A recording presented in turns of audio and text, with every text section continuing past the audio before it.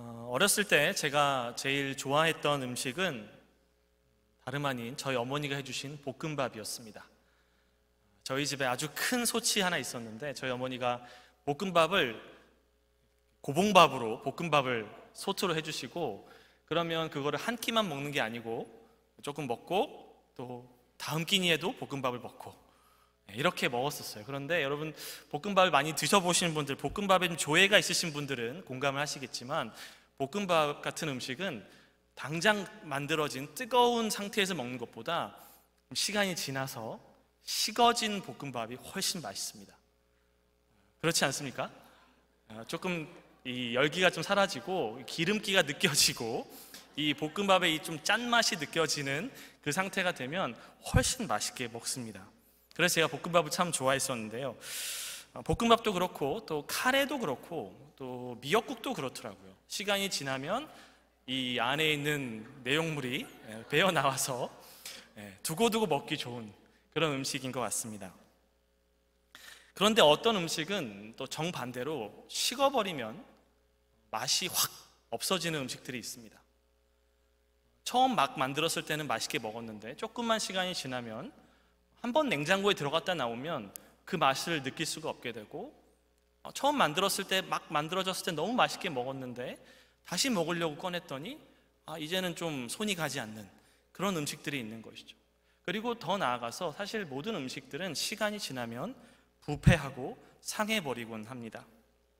정말 맛있는 음식을 요리했는데 한 번 먹고 상해서 버려버리는 일이 발생하면 그것은 참 마음 아프고 속상한 일이죠. 가족을 위해서 정성껏 음식을 준비해 줬는데, 홀로 사는 자취하는 아들을 위해서 정말 열심히 음식을 반찬을 다 해서 줬는데 나중에 보니까 하나도 안 먹고 상해서 다 버렸다.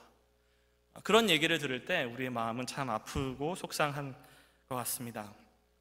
음식이 상하면 역겨운 냄새가 나죠. 상한 냄새가 나고, 그리고 곰팡이가 쓰기 때문에 보기에도 미관상으로도 아주 좋지가 않습니다. 부패하고 썩은 음식은 당장 버려야 합니다. 그것도 그냥 버려서는 안 되고 냄새가 나기 때문에 비닐에 싸서 버려야 되고, 그렇게 버려진 쓰레기통은 빨리 쓰레기통을 비워야 합니다. 그렇지 않으면 온 집안에 상한 냄새, 부패한 냄새가 퍼져버리기 때문이죠. 오늘 창세기 말씀을 보면 하나님께서 세상을 바라보실 때 마치 그러한 느낌을 받으셨던 것 같습니다. 온 세상을 바라보실 때 하나님이 지으신 세상이 어느샌가 상해버리고 부패해버린, 마치 상한 음식을 본 것 같은 그런 역겨움을 느끼셨다고 말씀하고 있습니다. 제가 다시 한번 5절부터 7절까지를 읽어드리겠습니다. 여호와께서 사람의 죄악이 세상에 가득함과 그의 마음으로 생각하는 모든 계획이 항상 악할 뿐임을 보시고 땅 위에 사람 지으셨음을 한탄하사 마음에 근심하시고 이르시되 내가 창조한 사람을 내가 지면에서 쓸어버리되 사람으로부터 가축과 기는 것과 공중의 새까지 그리하리니 이는 내가 그것들을 지었음을 한탄함이니라 하시니라. 여기서 하나님께서 세상을 보셨다라고 되어 있는 이 보시다라는 말씀은 얼마 전에, 그러니까 창세기 1장에서 하나님께서 세상을 보시니 보시기에 좋았더라, 보시기에 심히 좋았더라라고 말씀하셨을 때 쓰여진 똑같은 동사입니다. 분명히 창세기 1장에서는 하나님이 지으신 세상은 보시기에 너무나도 아름답고 좋았는데, 창세기 6장이 돼버리자, 5장이 지나자 이 세상은 보시기에 심히 불편하시고 역겨움을 느끼실 정도로 온 세상이 상하고 부패해버린 것이죠. 왜 그랬을까요? 왜 온 세상이 이렇게 부패해버리고 말았을까요? 두 가지 이유가 있을 것 같습니다. 첫 번째는 죄가 인간의 본성을 오염시켰기 때문입니다. 여러분이 잘 아시는 것처럼 아담과 하와가 하나님께 반역을 했죠. 하나님이 먹지 말라고 하셨던 그 선악을 알게 하는 나무의 열과를 인간이 먹음으로써 인간은 하나님께 반역하기 시작했고, 그 결과 인간의 마음은 죄로 오염되기 시작했습니다. 그것이 나타난 말씀이 바로 5절에서 사람의 마음으로 생각하는 모든 계획이 항상 악할 뿐임을 보셨다라는 말씀입니다. 부패해진 인간의 마음, 죄로 인해서 오염된 인간의 마음에서 나오는 모든 생각과 목적과 계획들이 하나같이 상해 있었다라는 것이죠. 두 번째 이유는 사실 이 부분이 오늘 본문에서 더 중요한 부분인데, 하나님이 세상을 보시고 역겨움을 느끼셨던 두 번째 이유, 더 중요한 이유는 하나님의 백성이 타락했기 때문입니다. 하나님의 백성이 세속화되고 말았기 때문이죠. 창세기 4장을 보면 여러분 잘 아시는 가인과 아벨 사건이 발생합니다. 가인이 아벨을 죽이죠. 경건하지 않은 자였던 가인이 경건한 자였던 아벨, 하나님께 그와 그의 제사가 받아들여졌던 아벨을 핍박하고 죽였던 사건입니다. 그리고 그 결과 어떻게 되냐면 4장 16절을 보면 가인은 하나님 앞에서 떠나서 에덴 동쪽 놋 땅에 거주하였다라고 되어 있습니다. 하나님께 받아들여지지 못하고 하나님께 바른 제사를 드리지 않고 또 자기의 동생 아벨을 죽였던 가인은 그의 죄로 인하여서 하나님 앞부터 쫓겨나게 되었고, 그는 하나님으로부터 떠나서 하나님을 떠난 삶을 살기 시작했고, 하나님을 떠난 후손을 낳기 시작했고, 하나님을 떠난 문화와 삶의 방식을 발전시키기 시작했습니다. 그래서 창세기 4장을 보면 가인의 후손들이 나오는데요, 가인의 후손들은 저마다 음악과 또 가축과 공업 등을 발전시켰다라고 되어 있습니다. 그런데 여러분 4장 23절에서 가인의 후손 중 하나인 라멕이라고 하는 자가 하는 말을 한번 들어보시길 바랍니다. 제가 읽어드리겠습니다. 라멕이 아내들에게 이르되 아다와 실라여 내 목소리를 들으라. 라멕의 아내들이여 내 말을 들으라. 나의 상처로 말미암아 내가 사람을 죽였고 나의 상함으로 말미암아 소년을 죽였도다.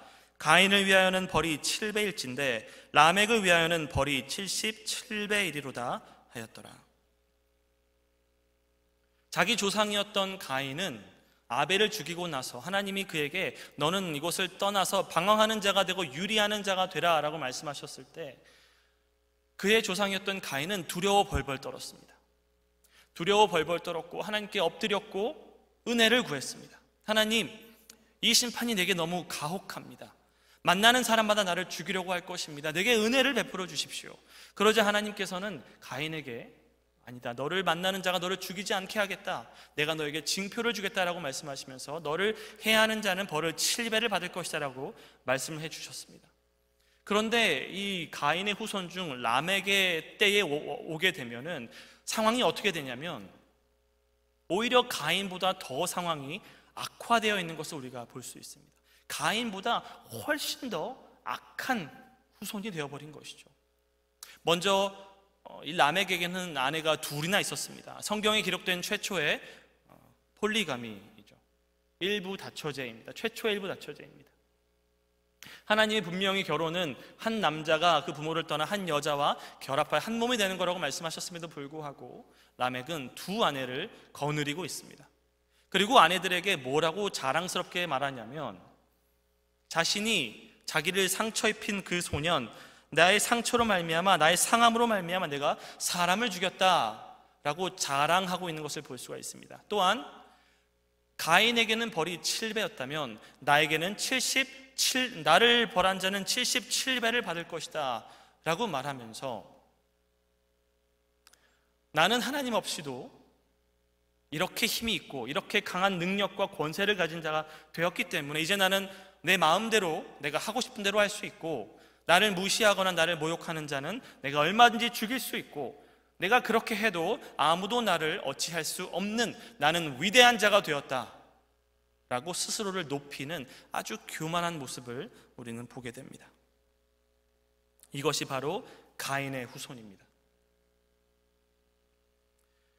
이런 상황 속에서 하나님을 예배하는 경건한 자손을 예비하십니다. 바로 가인에 의해 죽임당한 아벨을 대신하여 하나님께서 아담과 하와에게 또 다른 아들인 셋을 주셨던 것입니다. 창세기 4장 25절과 26절 말씀입니다.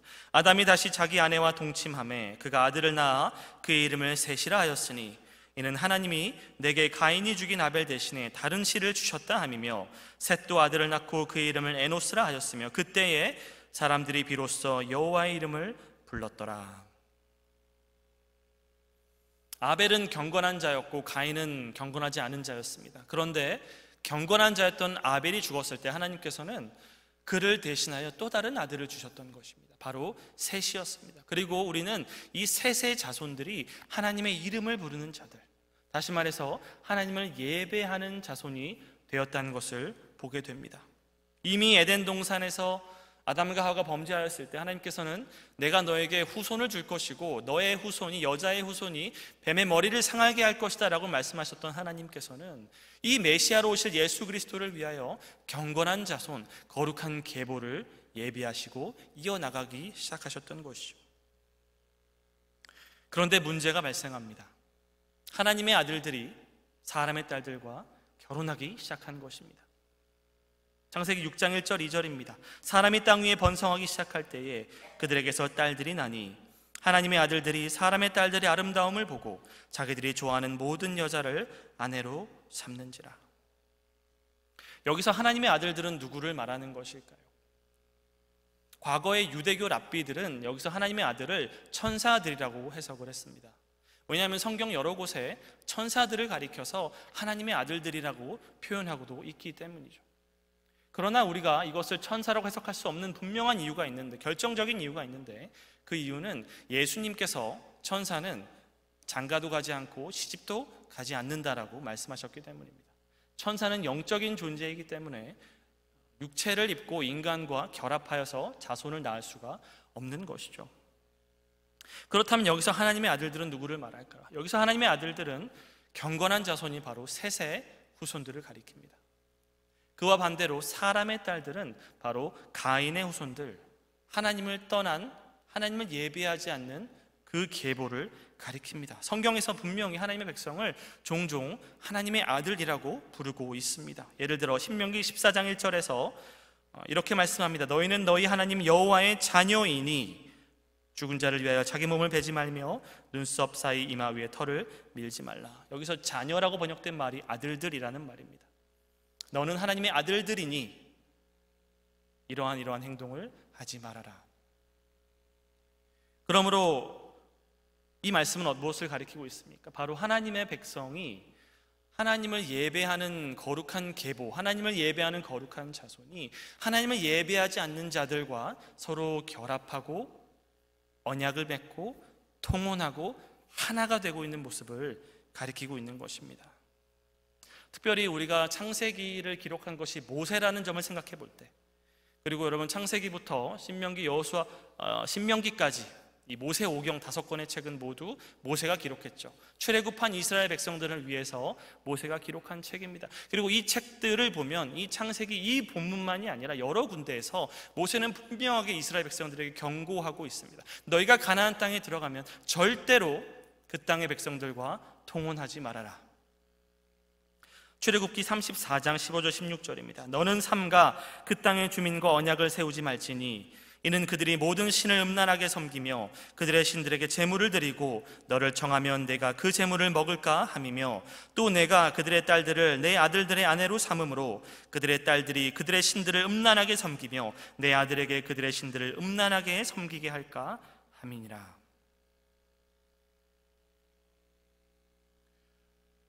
출애굽기에서 이렇게 말했던 모세는 오늘 창세기에서도 동일한 말씀을 하고 있는 것입니다.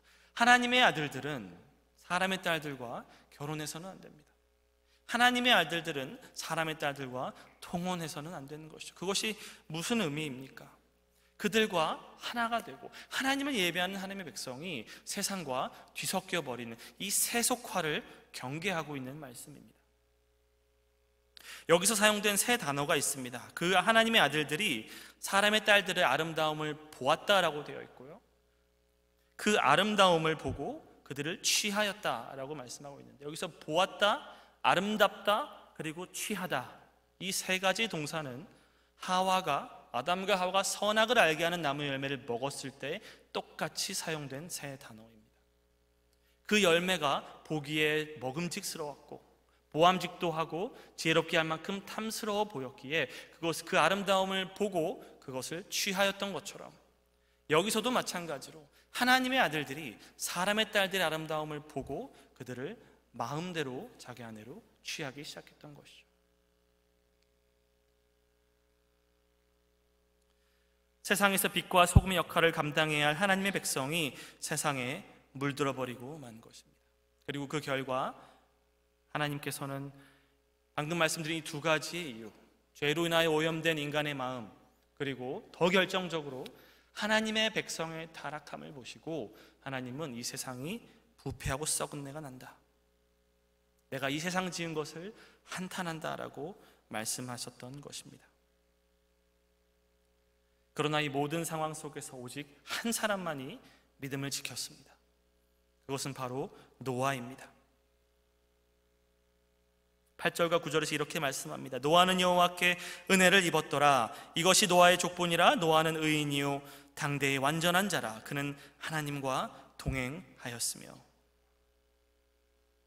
모든 사람들이 하나님을 떠나버렸고 이제는 하나님의 백성마저도 더 이상 하나님을 예배하지 않는, 하나님을 예배하는 그 순수함을 잃어버린 이러한 세상 속에서, 이러한 부패하고 썩은 내가 나는 온통 주변을 둘러봐도 상하고 부패한 것밖에 보이지 않는 그 상황 속에서 노아는 믿음을 지키고 의를 지켰던 것입니다.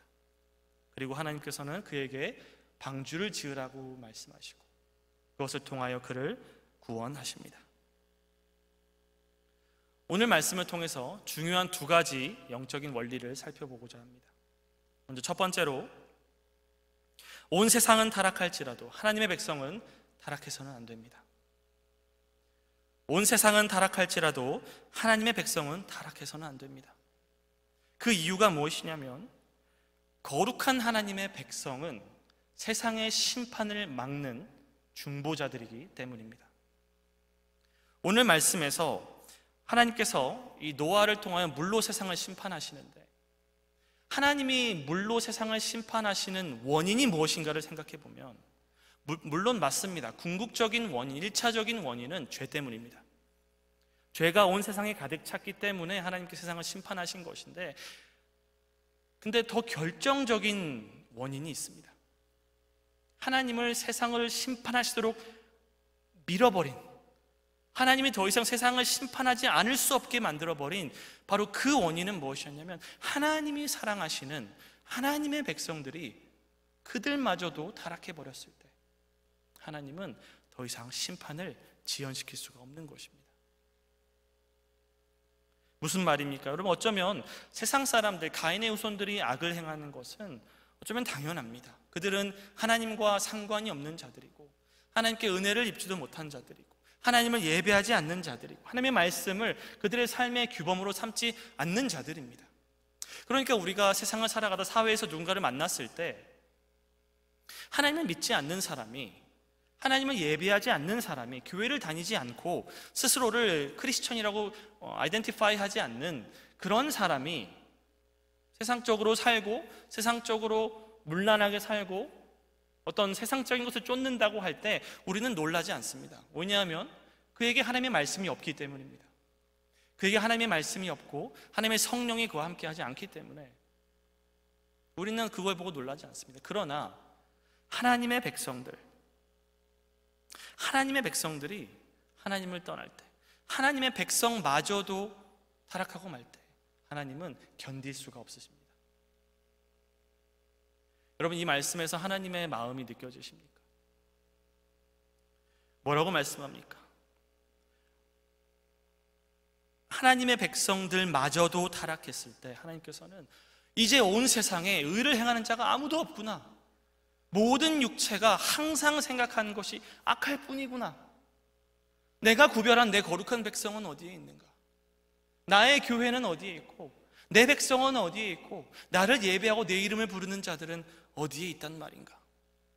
이제는 모든 내 백성마저도 가인의 후손처럼 되어버리고 말았구나. 이제는 누구도 내 이름을 부르지 않는구나. 내 백성이 사라지고 말았구나. 하나님은 그것을 지금 한탄하고 계신 것입니다. 가인의 후손들이 악을 행할 때는 하나님이 그것을 지연시킬 수가 심판을 지연시킬 수가 있으셨습니다. 왜냐하면 그때 하나님의 백성이 하나님께 위로가 되었기 때문입니다. 여러분, 저는 노아를 좋아합니다. 왜냐하면 저와 이름의 뜻이 같기 때문입니다. 창세기 5장 28절 29절에 보면은 라멕이, 이번에 나오는 라멕은 아까 말했던 가인의 후손 라멕이 아니라 노아의 아버지인 라멕입니다. 이 라멕이 이렇게 말합니다. 아들을 낳고 이름을 노아라 하여 이르되 여호와께서 땅을 저주하심으로 수고롭게 일하는 우리를 이 아들이 안위하리라 하였더라. 이 아들이 우리를 위로하리라. 사실 저희 부모님이 이 말씀으로 제 이름을 위로라고 지으셨습니다. 노아는 그의 부모에게도 위로가 되었지만 하나님께도 위로가 되었던 사람입니다. 이 부패하고 타락한 세상을 볼 때 하나님 마음 아프시지만 그래도 하나님이 자기 백성들을 바라보시면서 마음의 위로를 얻으시는 것입니다. 하나님의 마음이 안위함을 받는 것입니다. 그렇기 때문에 하나님의 백성이 거룩함을 지키기만 한다면 하나님의 심판은 하나님은 더 기다려 주실 수가 있는 것입니다. 물론 언젠가는 궁극적으로 심판하시겠지만 하나님의 백성이 거룩함을 지킬 때 하나님은 심판을 지연시켜 주시는 것입니다. 여러분, 이 본문만이 아니죠. 여러분 잘 아시는 아브라함도 마찬가지입니다. 하나님께서 소돔과 고모라를 심판하러 가셨을 때 아브라함이 이렇게 간구합니다. 그 땅에 의인 50명이 있으면 어떻게 하시겠습니까? 45명이 있으면, 40명이 있으면, 30명, 20명, 10명이 있으면 어떻게 하시겠습니까? 의인 10명이 있어도 내가 그 도시를 심판하지 않겠다. 그 의인 10명만 있었더라면 소돔과 고모라는 멸망하지 않았을 것입니다. 또한 에스겔서 22장 30절 31절에서 이렇게 말씀합니다. 이 땅을 위하여 성을 쌓으며 성 무너진 데를 막아서서 나로 하여금 멸하지 못하게 할 사람을 내가 그 가운데서 찾다가 찾지 못하였으므로 내가 내 분노를 그들 위에 쏟으며 내 진노의 불로 멸하여 그들 행위대로 그들 머리에 보응하였느니라. 주 여호와의 말씀이니라. 예레미야 5장 1절입니다. 너희는 예루살렘 거리로 빨리 다니며 그 넓은 거리에서 찾아보고 알라. 너희가 만일 정의를 행하며 진리를 구하는 자를 한 사람이라도 찾으면 내가 이 성읍을 용서하리라. 하나님의 백성이 타락해서는 안 되는 이유, 그 이유는 하나님의 백성은 하나님의 마음을 위로하는 자들이기 때문이고, 이 세상의 심판을 막아서는, 성벽 무너진 데를 막아서서 하나님으로 하여금 심판하지 못하게 막는 자들이 바로 하나님의 백성들이기 때문입니다. 이 땅의 최후의 회복의 보루가 바로 하나님의 교회인 것이죠. 그렇기 때문에 사랑하는 여러분, 하나님의 백성은 그 기준이 다릅니다. 여러분, 우리도 그렇지 않습니까? 다른 집 아이가 조금 잘못된 행동을 하더라도 눈 감아줄 수 있습니다. 그러나 내 자식이 잘못된 행동을 하면 눈 감아줄 수가 없죠. 뭐냐면 내 자식이기 때문에, 더 사랑하기 때문이죠. 하나님도 마찬가지입니다. 우리가 세상을 바라보면서 세상의 기준과 나를 비교해서는 안 됩니다. 그 직접적인 비교가 불가한 것이에요. 하나님의 백성은 하나님이 더 특별하게 사랑하시고 더 특별하게 바라보시고 더 거룩하기를 기대하십니다. 그것이 바로 하나님의 백성의 정체성입니다. 둘째로, 우리는 믿음으로 방주로 들어가야 합니다. 오늘 이 노아의 홍수 사건은 하나님의 심판을 우리에게 알려주고 있습니다. 하나님께서 처음 창조하신 이 첫째 세상은 물 심판을 당했지만 우리가 지금 살아가고 있는 이 둘째 세상은 언젠가 불 심판을 받을 것입니다. 거룩한 하나님의 백성들로 인하여서 하나님께서 심판을 연기해 주신다 하더라도 그 심판은 무기한 연기되지는 않습니다. 언젠가 때가 되면 하나님의 심판은 분명히 임하게 될 것입니다. 노아가 살던 세상에 어느 날 갑자기 비가 내리면서 하나님의 심판이 임했던 것처럼 우리가 살고 있는 이 세상도 언젠가 하나님의 심판이 분명히 임할 것입니다. 참으로 무서운 심판이 될 것입니다. 예수님께서 누가복음 17장 26절 27절에서 이렇게 말씀하십니다. 노아의 때에 된 것과 같이 인자의 때에도 그러하리라. 노아가 방주에 들어가던 날까지 사람들이 먹고 마시고 장가들고 시집가더니 홍수가 나서 그들을 다 멸망시켰다.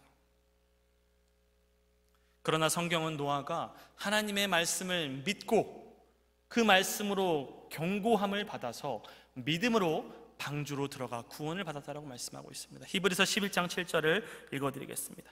믿음으로 노아는 아직 보이지 않는 일에 경고하심을 받아 경외함으로 방주를 준비하여 그 집을 구원하였으니 이로 말미암아 세상을 정죄하고 믿음을 따르는 의의 상속자가 되었느니라. 하나님께서 노아에게 방주를 지으라라고 말씀하셨을 때 노아는 순종했습니다. 하나님이 말씀하신 대로 방주를 지었죠. 비 한 방울 내리지 않는 그곳에서 수십 년 혹은 수백 년을 노아는 방주를 지었습니다.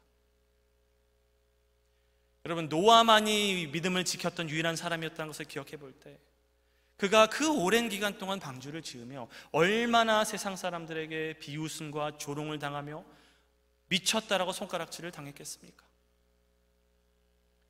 1년이 지나고 2년이 지나고 3년이 지나도 비가 내리지 않습니다.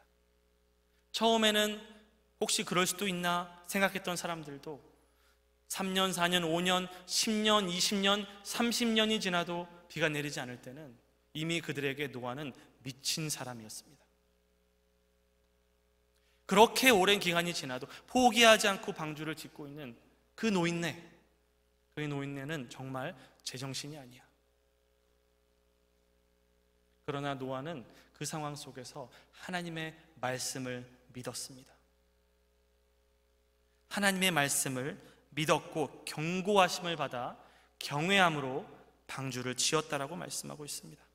베드로전서 2장 5절에서 베드로는 노아와 그의 식구를 의를 전파하는 자들이었다라고 말씀하고 있습니다. 그러니까 노아는 홀로 방주를 지어서 자기 혼자 구원받은 그런 사람이 아니라 그 타락하고 패역한 그 세상 속에서 홀로 의를 전파했던 사람이었던 것이죠. 그리고 그가 그렇게 하나님의 말씀을 믿음으로 방주를 완성하고 그 방주로 몸을 피했을 때 그는 심판으로부터 구원을 받았습니다. 우리도 마찬가지입니다. 언젠가 하나님의 심판이 임할 때 우리가 한 모든 말과 우리가 한 모든 생각, 우리가 느꼈던 우리 모든 마음의 감정들, 또 삶의 방향과 선택들, 모든 것들이 하나님의 심판대 앞에 분명하게 드러날 것입니다. 그때 우리가 기억해야 할 것은 무엇이냐면 우리가 하나님의 심판대 앞에 섰을 때에 우리의 거룩함이 우리를 결코 구원해 줄 수 없다는 사실입니다. 맞습니다. 하나님의 백성은 거룩함을 지켜야 합니다. 그러나 그 거룩함이 그들을 구원해 주지는 못합니다. 노아도 마찬가지였죠. 노아가 구원받은 것은 그가 의로웠기 때문이 아니라 그가 믿음으로 방주에 들어갔기 때문입니다. 그가 믿음으로 경고함을 받아 방주를 지었고 그 방주로 몸을 피했기 때문에 그가 구원을 받은 것입니다. 우리도 마찬가지입니다. 우리의 구원의 방주이신 예수 그리스도, 오직 예수 그리스도만을 믿으며 이 세상에서 누가 뭐라고 손가락질을 하든, 누가 뭐라고 비웃고 누가 뭐라고 조롱하더라도 끝까지 믿음 지키고 거룩함을 지킬 뿐만이 아니라 나의 의로움과 나의 구원은 오직 예수 그리스도께 있다고 말하며 그 예수 그리스도께 우리의 영혼을 의탁할 때, 그때 우리는 최후 심판으로부터 구원을 받게 될 줄로 믿습니다. 말씀을 맺겠습니다. 오늘 본문에서 우리는 하나님의 마음을 보게 됩니다. 이 타락하고 패역한 이 세상 속에서 특히 하나님의 마음을 아프게 했던 것은 하나님의 백성마저도 하나님을 떠나버렸을 때, 하나님의 교회마저도 세상과 구별되지 못하게 되었을 때, 그것이 하나님의 마음을 너무나도 아프게 했고 그 결과 하나님이 세상을 심판하셨습니다. 그러나 오직 노아만은 여호와께 은혜를 입었고 그는 믿음으로 하나님의 말씀을 믿고 경고하심을 받아 방주에 몸을 의탁하여 구원을 받았습니다. 이것이 저와 여러분의 인생이 되기를 축복합니다. 끝까지 거룩함을 지키며 하나님을 위로하고 안위하는 자들이 될 뿐만 아니라 예수 그리스도를 믿으며 그에게 우리의 영혼을 의탁함으로써, 그리고 오직 구원의 방주 되시는 예수 그리스도만을 전파하는 이 시대의 노아로 살아가는 저 여러분 되기를 주님의 이름으로 축복합니다.